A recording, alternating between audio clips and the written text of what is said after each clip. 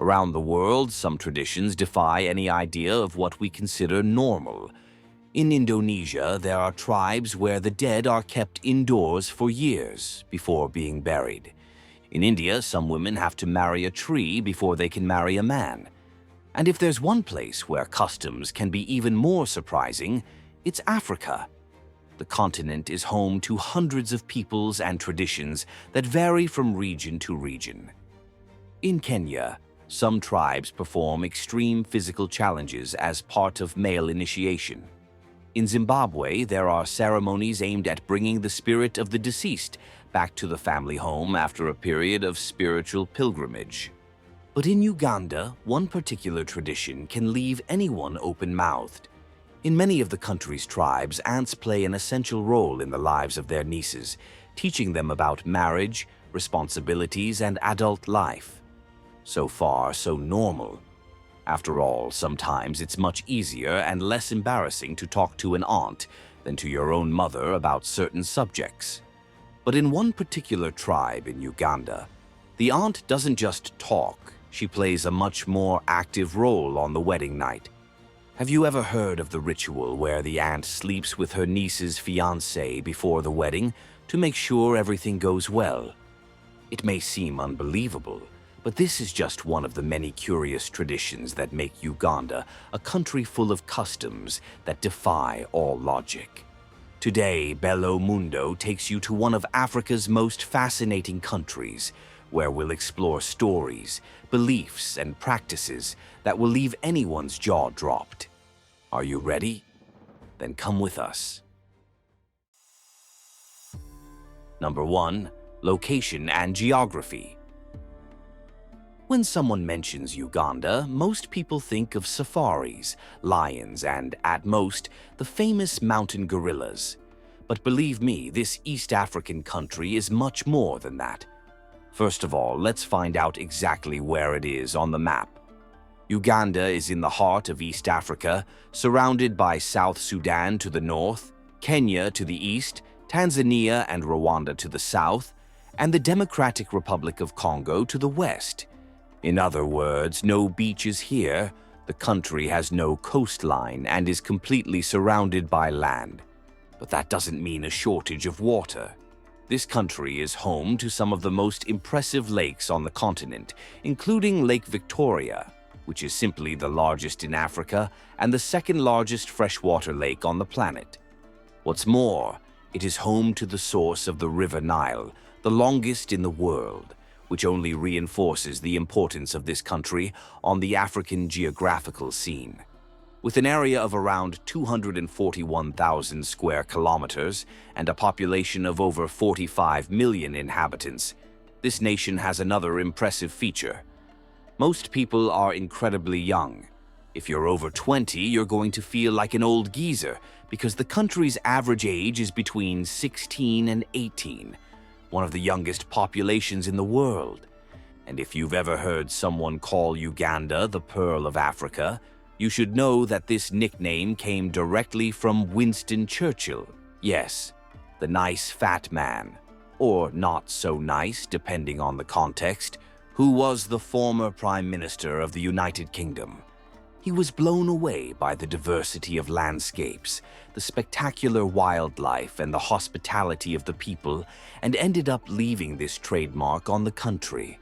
With a vibrant capital, bustling markets, and nature that looks like a movie set, Uganda is the kind of destination that destroys any stereotype and leaves any traveler impressed.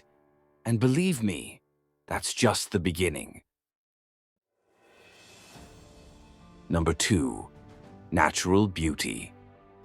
If there's one thing Uganda does well, it's surprise. And when it comes to natural gems, the highlight is Lake Victoria. So large that it looks like an inland sea, this immense body of water is home to the Nile Spring, one of the sources of the legendary River Nile. And in Jinja, as well as checking out this iconic spot, you can go extreme rafting or even bungee jumping. Heading to the northwest of the country, we find Murchison Falls, where the River Nile plunges down a narrow gorge, forming a waterfall of more than 40 meters. In addition to the impressive views, the region also offers epic safaris, where you can spot elephants, giraffes, lions, and even giant crocodiles. Now, if you think you've seen it all, hold on to this. Uganda has tree-climbing lions. In Queen Elizabeth National Park, the felines perch on branches to escape the heat and flies, creating a scene worthy of a documentary. In addition, boat cruises along the region's canals guarantee incredible sightings of hippos, elephants, and exotic birds. But Uganda's greatest treasure is the mountain gorillas. The Bwindi Impenetrable Forest, a UNESCO World Heritage Site, is home to half of the world's remaining gorillas. An expensive trek gives you the right to come face-to-face with a family of these giants, an experience described as unique and exciting.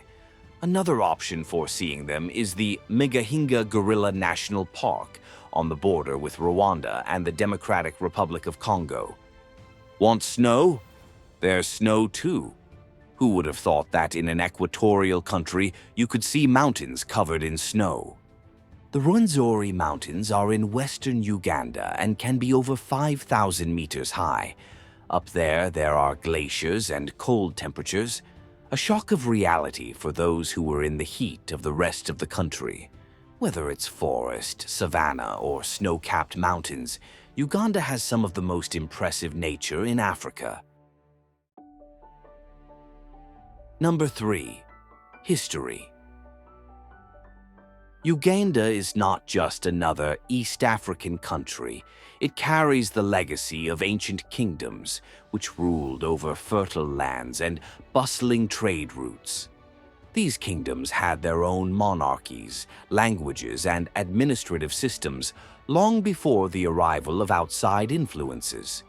If Mwanga, Mutesa, or Kabalega don't sound familiar, it's worth knowing that these were great local leaders who marked history as much as emperors elsewhere in the world. They ruled the territories that make up present-day Uganda, creating customs, laws, and even tax systems that unified different ethnic groups. Over the centuries, the territory suffered invasions and external influences, first with the arrival of Arab traders, then with Europeans. At the end of the 19th century, it became a British protectorate, and it was at this time that intense changes came: railroads, new religions, and a complete political restructuring. But to talk about contemporary Uganda without mentioning the post-independence period in 1962 would be impossible. The country went through turbulence, especially in the 1970s, under the authoritarian regime of Idi Amin, marked by persecution, exile, and serious human rights violations. Years later, internal conflicts gave way to the arrival of Yoweri Museveni to power in 1986, establishing a controversial but relatively stable government. These changes have shaped not only the country's economy, but also the way the world sees Uganda, often associating it with conflict or closed regimes. But you only have to land there to see a very different reality. Vibrant cities, universities, connected young people, and a people with a thirst for prosperity. Number 4. Gastronomy. After seeing where Uganda is, why it's beautiful, and what its history is, let's talk about what really matters to many people: food. And believe me, Ugandan cuisine is full of surprises, some delicious, and others that can challenge the palate of any unsuspecting tourist. If there's one ingredient that rules the country's menu, it's the banana.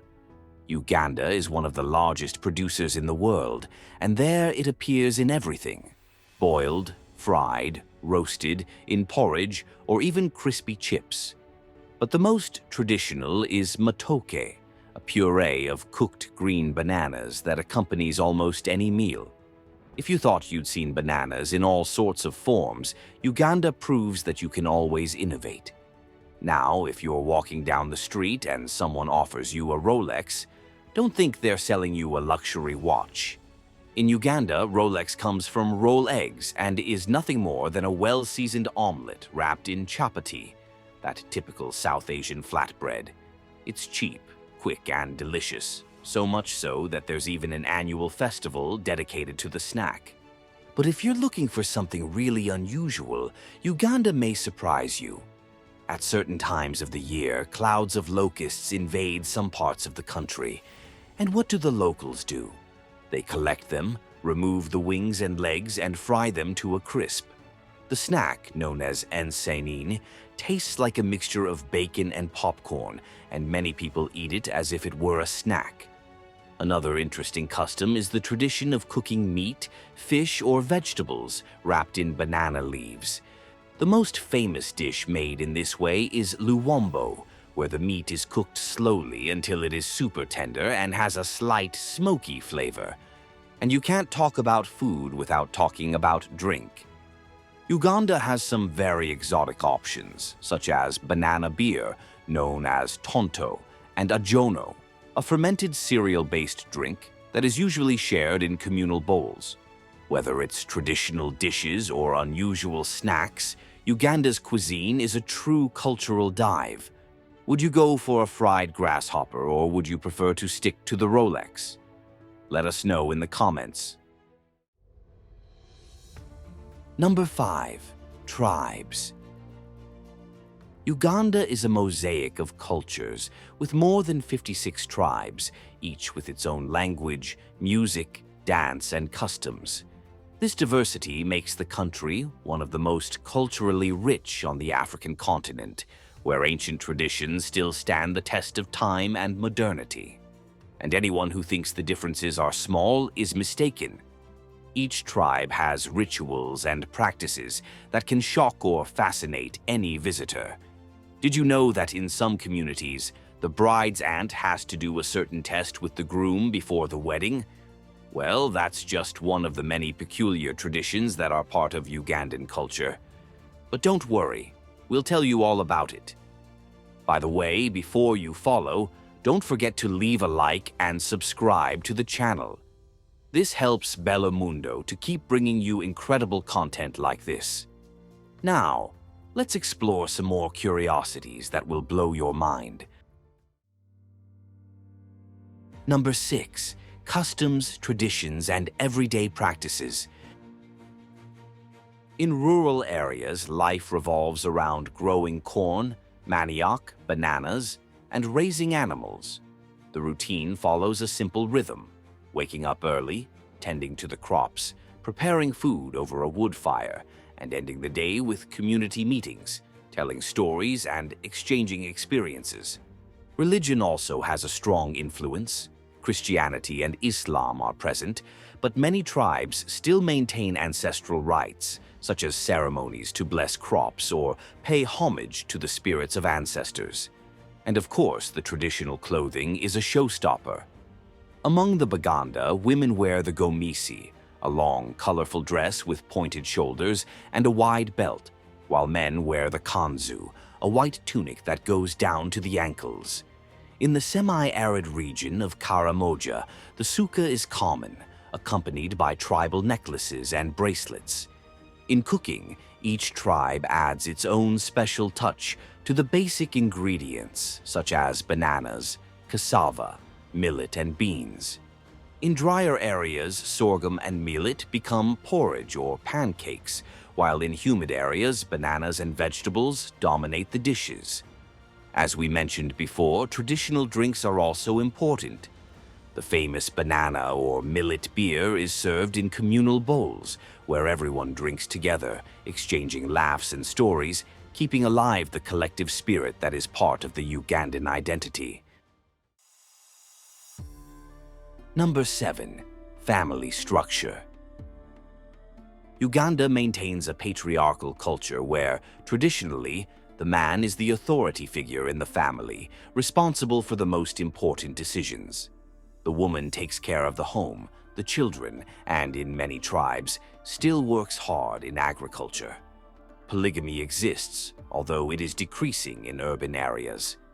But times are changing. In big cities, women occupy leadership positions, invest in entrepreneurship, and actively participate in politics, reflecting a social transformation driven by access to education and the job market. Respect for elders is taken very seriously. In some communities, people kneel or bow before the elders, showing submission and consideration.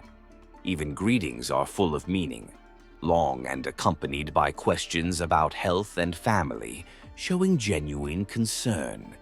At mealtimes, everyone gathers on the floor, around a central bowl or pot, serving themselves together. The meal is a communal moment, reinforcing family ties. And before starting to eat, a prayer is always said, uniting religiosity and tradition. Number 8. Rites of passage and initiations. The transition to adulthood in Uganda is not just a phase of life, it's a major cultural event. Each tribe has its own initiation rites, ranging from extreme physical challenges to profound spiritual rituals. Among the Bagisu, for example, public circumcision, called imbalu, is the great test of courage for boys. Without anesthetic, they have to stand firm against the procedure, showing that they are ready to be recognized as men in the community.